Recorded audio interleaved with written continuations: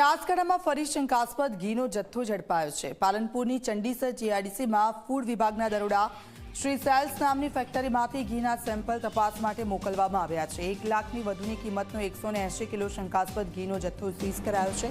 ગાય અને ભેંસના ઘીનું ઘુમરના નામે થઈ રહ્યું હતું વેચાણ। તો આપ જુઓ, 1 લાખથી વધુની કિંમતનો શંકાસ્પદ ઘીનો જથ્થો છે જપ્ત કરવામાં આવ્યો છે। બનાસકાંઠામાં ફરી શંકાસ્પદ ઘીનો જથ્થો જપ્ત કરાયો છે। તો આવી ઘટનાઓ વારંવાર સામે આવી રહી છે। અસલીની જગ્યાએ નકલી લોકો પધરાવી રહ્યા છે।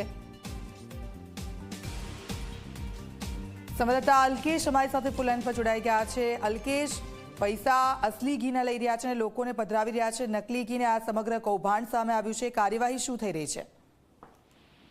દીક્ષિત, બનાસકાંઠામાં અવારનવાર ફૂડ એન્ડ ડ્રગ્સ વિભાગ છે તે અનેક જે ખાદ્ય પદાર્થો બનાવતી જે ફેક્ટરીઓ છે ત્યાં દરોડા પાડતી હોય છે ને ત્યાં પાલનપુરના ચંડીસર નજીક આવેલી જીઆઈડીસીમાં ફૂડ વિભાગે દરોડો પાડ્યો હતો। શ્રી સેલ્સ નામની ઘી બનાવતી ફેક્ટરીમાં તપાસ હાથ ધરી હતી। ઘીના સેમ્પલ લઈ અને પરીક્ષણ અર્થે લેબોરેટરીમાં પણ મોકલવામાં આવે છે। મહત્વની વાત એ છે કે 1 લાખ ઉપરાંતનો શંકાસ્પદ ઘીનો જે 180 કિલોગ્રામ જે જથ્થો હતો તેને સીઝ કરાયો છે।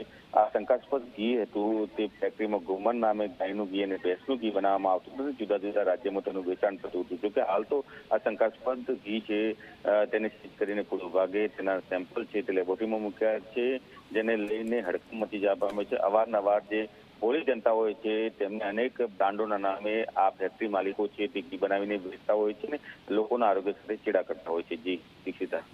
બિલકુલ, આભાર અલ્કેશ સમગ્ર વિગત બદલ।